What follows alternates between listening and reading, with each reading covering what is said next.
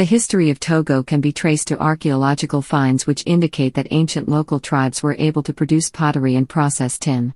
During the period from the 11th century to the 16th century, the U, the Mina, the Gun, and various other tribes entered the region. Most of them settled in coastal areas. The Portuguese arrived in the late 15th century, followed by other European powers. Until the 19th century, the coastal region was a major slave trade center, earning Togo and the surrounding region the name the Slave Coast. In 1884, Germany claimed a coastal protectorate, which grew inland until it became the German colony of Togoland in 1905. A railway, the port of Lomé, and other infrastructure were developed. During the First World War, Togoland was invaded by Britain and France. In 1922, Great Britain received the League of Nations mandate to govern the western part of Togo and France to govern the eastern part. After World War II, these mandates became UN Trust territories. The residents of British Togoland voted to join the Gold Coast as part of the new independent nation of Ghana in 1957. French Togoland became the Togolese Republic in 1960. Its constitution, adopted in 1961, instituted the National Assembly of Togo as the supreme legislative body. In the same year, the first president, Sylvanus Olympio, dissolved the opposition parties and arrested their leaders. When he was assassinated in a coup in 1963, the military handed over power to an interim government led by Nicholas Gnassingbé. The military leader Gnassingbé Eyadema overthrew Gnassingbé in a bloodless coup in 1967. He assumed the presidency and introduced a one-party system in 1969. Eyadema remained in power for the next 38 years. When he died in 2005, the military installed his son, Faure Gnassingbé, as president. Gnassingbé held elections and won, but the opposition claimed fraud.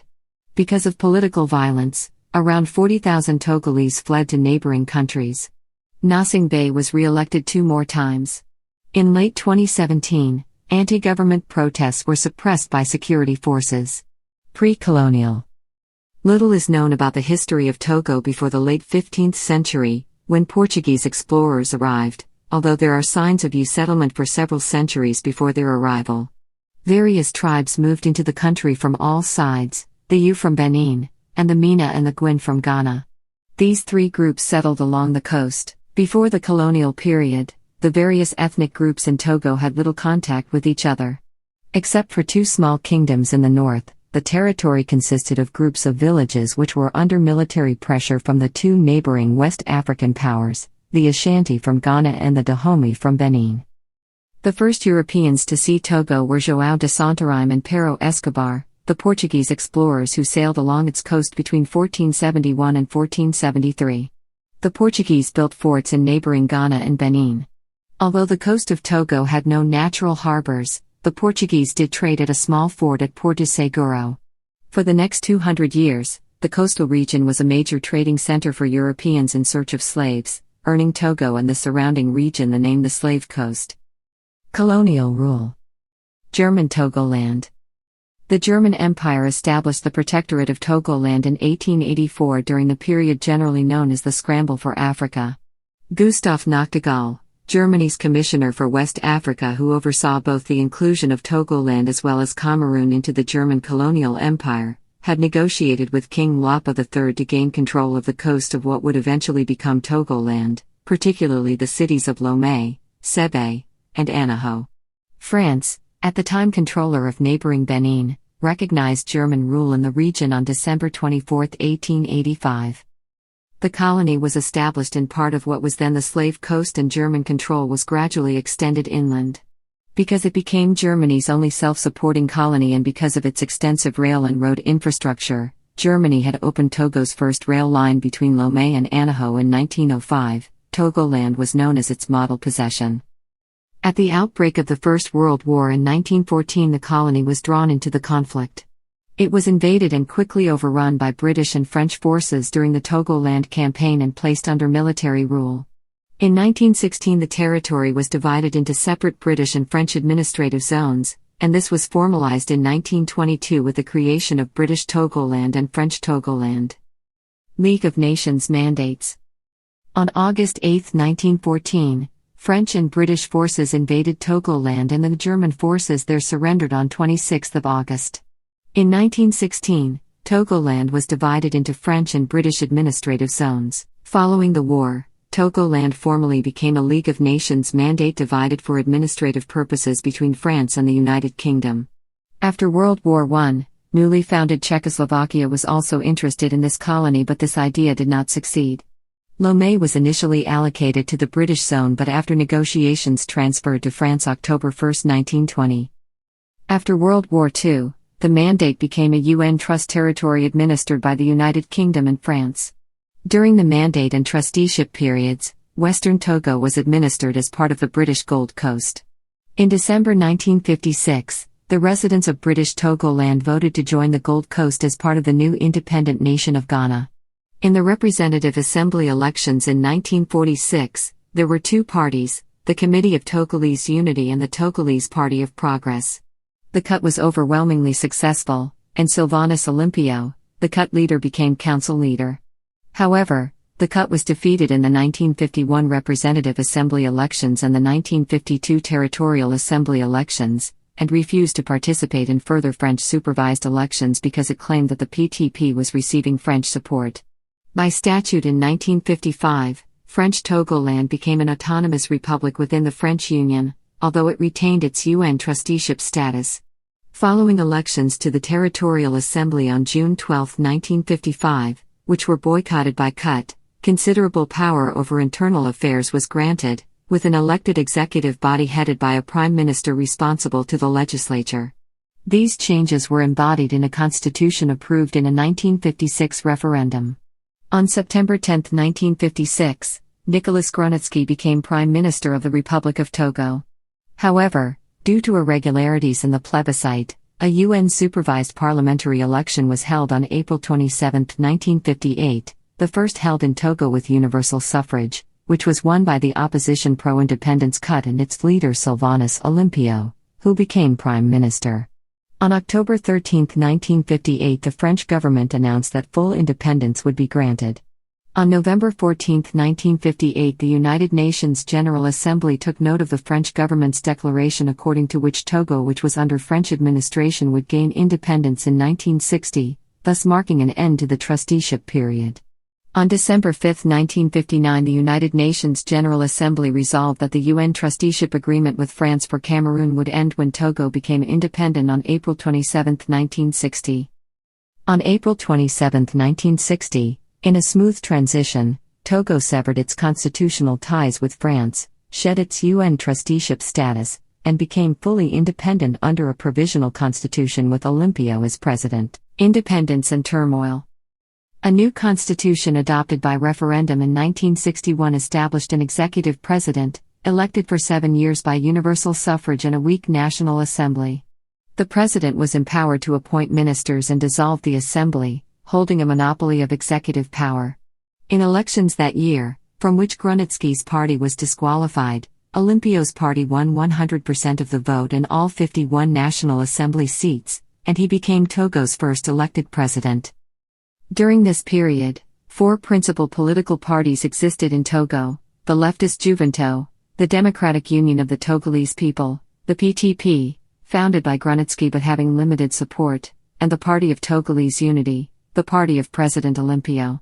Rivalries between elements of these parties had begun as early as the 1940s, and they came to a head with Olympio dissolving the opposition parties in January 1962 because of alleged plots against the majority party government. The reign of Olympio was marked by the terror of his militia, the Ablodsuges. Many opposition members, including Gnassingbé and Michi, were jailed or fled to avoid arrest. On January 13, 1963, Olympio was overthrown and killed in a coup d'état led by army non-commissioned officers dissatisfied with conditions following their discharge from the French army. Gnassingbé returned from exile 2 days later to head a provisional government with the title of Prime Minister. On May 5, 1963, the Togolese adopted a new constitution by referendum, which reinstated a multi-party system. They also voted in a general election to choose deputies from all political parties for the National Assembly, and elected Gnassingbé as president and Antoine Michi as vice president. 9 days later, President Gnassingbé formed a government in which all parties were represented. During the next several years, the Gnassingbé government's power became insecure. On November 21, 1966, an attempt to overthrow Gnassingbé, inspired principally by civilian political opponents in the UT party, was unsuccessful. Gnassingbé then tried to lessen his reliance on the army, but on January 13, 1967, a coup led by Lieutenant Colonel Etienne Ayadima and Kleber Dajo ousted President Gnassingbé without bloodshed. Following the coup, political parties were banned, and all constitutional processes were suspended. Dajo became the chairman of the Committee of National Reconciliation, which ruled the country until 14 April, when Ayadima assumed the presidency. In late 1969, a single national political party, the Rally of the Togolese People, was created, and President Ayadima was elected party president on November 29, 1969. In 1972, a referendum, in which Ayadima ran unopposed, confirmed his role as the country's president. Ayadima's rule. The Third Republic. In late 1979, Ayadima declared a Third Republic and a transition to greater civilian rule with a mixed civilian and military cabinet. He garnered 99.97% of the vote in uncontested presidential elections held in late 1979 and early 1980. A new constitution also provided for a National Assembly to serve primarily as a consultative body. Ayadima was re-elected to a third consecutive 7-year term in December 1986 with 99.5% of the vote in an uncontested election. On September 23, 1986, a group of some 70 armed Togolese dissidents crossed into Lomé from Ghana in an unsuccessful attempt to overthrow the Ayadima government. Opposition. In 1989 and 1990, Togo, like many other countries, was affected by the winds of democratic change sweeping Eastern Europe and the Soviet Union. On October 5, 1990, the trial of students who handed out anti-government tracts sparked riots in Lomé. Anti-government demonstrations and violent clashes with the security forces marked the months that followed. In April 1991, the government began negotiations with newly formed opposition groups and agreed to a general amnesty that permitted exiled political opponents to return to Togo. After a general strike and further demonstrations, the government and opposition signed an agreement to hold a national forum on June 12, 1991. The National Forum, dominated by opponents of President Ayadima, opened in July 1991 and immediately declared itself to be a sovereign national conference. Although subjected to severe harassment from the government, the conference drafted an interim constitution calling for a 1-year transitional regime tasked with organizing free elections for a new government. The conference selected Joseph Koko Kofago, a lawyer and human rights group head, as transitional prime minister but kept President Ayadima as chief of state for the transition, although with limited powers. A test of wills between the president and his opponents followed over the next 3 years, during which President Ayadima gradually gained the upper hand. Frequent political paralysis and intermittent violence marked this period. Following a vote by the transitional legislature to dissolve the president's political party, the RPT, in November 1991, the army attacked the Prime Minister's office on 3 December and captured the Prime Minister. Kofago then formed a second transition government in January 1992 with substantial participation by ministers from the president's party. Opposition leader Gilchrist Olympio, son of the slain President Sylvanus Olympio, was ambushed and seriously wounded apparently by soldiers on May 5, 1992. In July and August 1992, a commission composed of presidential and opposition representatives negotiated a new political agreement. On 27 September, the public overwhelmingly approved the text of a new, democratic constitution, formally initiating Togo's Fourth Republic. Powerless legislature and political violence. The democratic process was set back in October 1991, when elements of the army held the interim legislature hostage for 24 hours. This effectively put an end to the interim legislature.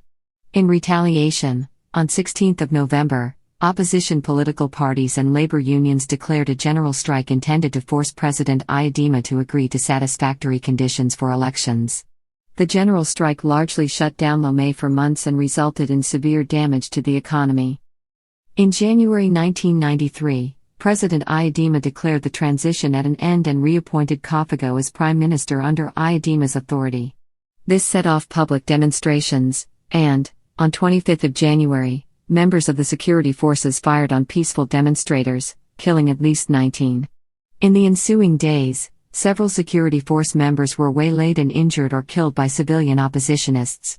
On January 30, 1993, elements of the military went on an 8-hour rampage throughout Lomé, firing indiscriminately and killing at least 12 people. This incident provoked more than 300,000 Togolese to flee Lomé for Benin, Ghana, or the interior of Togo. Although most had returned by early 1996, some still remain abroad. On March 25, 1993, armed Togolese dissident commandos based in Ghana attacked Lomé's main military camp and tried unsuccessfully to kill President Ayadima. They inflicted significant casualties, however, which set off lethal reprisals by the military against soldiers thought to be associated with the attackers. Negotiating with the opposition. Under substantial domestic and foreign pressure and the burden of the general strike, the presidential faction entered negotiations with the opposition in early 1993. 4 rounds of talks led to the 11th of July Ouagadougou Agreement setting forth conditions for upcoming presidential and legislative elections and ending the general strike as of August 3, 1993. The presidential elections were set for 25th of August, but hasty and inadequate technical preparations, concerns about fraud, and the lack of effective campaign organization by the opposition led the chief opposition candidates, former Minister and Organization of African Unity Secretary General Edem Kojo and lawyer Yoovi Agboyebo, to drop out of the race before Election Day and to call for a boycott. President Ayadima won the elections by a 96.42% vote against token opposition. About 36% of the voters went to the polls, the others boycotted. Ghana-based armed dissidents launched a new commando attack on military sites in Lomé in January 1994. President Ayadima was unhurt, and the attack and subsequent reaction by the Togolese armed forces resulted in hundreds of deaths, mostly civilian. The government went ahead with legislative elections on 6 February and February 20, 1994. In generally free and fair polls as witnessed by international observers, the allied opposition parties United and CAR together won a narrow majority in the National Assembly. Edem Kojo named as Prime Minister. On April 22, President Ayadima named Edem Kojo, the head of the smaller opposition party, the United, as Prime Minister instead of Yoovi Agboyebo, whose CAR party had far more seats. Kojo's acceptance of the post of Prime Minister provoked the CAR to break the opposition alliance and refuse to join the Kojo government. Kojo was then forced to form a governing coalition with the RPT. Kojo's government emphasized economic recovery, building democratic institutions and the rule of law and the return of Togolese refugees abroad. In early 1995, the government made slow progress toward its goals, aided by the CAR's August 1995 decision to end a 9-month boycott of the National Assembly. However, Kojo was forced to reshuffle his government in late 1995, strengthening the representation by Ayadima's RPT party, and he resigned in August 1996. Since then, Ayadima has re-emerged with a sure grip on power, controlling most aspects of government. In the June 1998 presidential election, the government prevented citizens from effectively exercising the right to vote. The Interior Ministry declared Ayadima the winner with 52% of the vote in the 1998 election. However, serious irregularities in the government's conduct of the election strongly favored the incumbent and appeared to have affected the outcome materially. Although the government did not obstruct the functioning of political opponents openly, the president used the strength of the military and his government allies to intimidate and harass citizens and opposition groups. The government and the state remained highly centralized. President Ayadima's national government appointed the officials and controlled the budgets of all subnational government entities, including prefectures and municipalities, and influenced the selection of traditional chiefs. National Assembly elections. The second multi-party legislative elections of Ayadima's 33-year rule were held on March 21, 1999. However, the opposition boycotted the election, in which the ruling party won 79 of the 81 seats in the National Assembly. Those 2 seats went to candidates from little-known independent parties. Procedural problems and significant fraud, particularly misrepresentation of voter turnout, marred the legislative elections. After the legislative election, the government announced that it would continue to pursue dialogue with the opposition. In June 1999, the RPT and opposition parties met in Paris, in the presence of facilitators representing France, Germany, the European Union, and La Francophonie, to agree on security measures for formal negotiations in Lomé. In July 1999, the government and the opposition began discussions, and on July 29, 1999, all sides signed an accord called the Lomé Framework Agreement, which included a pledge by President Aidima that he would respect the constitution and not seek another term as president after his current one expires in 2003. The accord also called for the negotiation of a legal status for opposition leaders, as well as for former heads of state. In addition, the accord addressed the rights and duties of political parties and the media, the safe return of refugees, and the security of all citizens. The accord also contained a provision for compensating victims of political violence. The president also agreed to dissolve the National Assembly in March and hold new legislative elections, which would be supervised by an independent National Election Commission and which would use the single ballot method to protect against some of the abuses of past elections. However, the March 2000 date passed without presidential action, and new legislative elections were ultimately rescheduled for October 2001. Because of funding problems and disagreements between the government and opposition, the elections were again delayed, this time until March 2002. In May 2002, the government scrapped CENI, blaming the opposition for its inability to function. In its stead, the government appointed 7 magistrates to oversee preparations for legislative elections.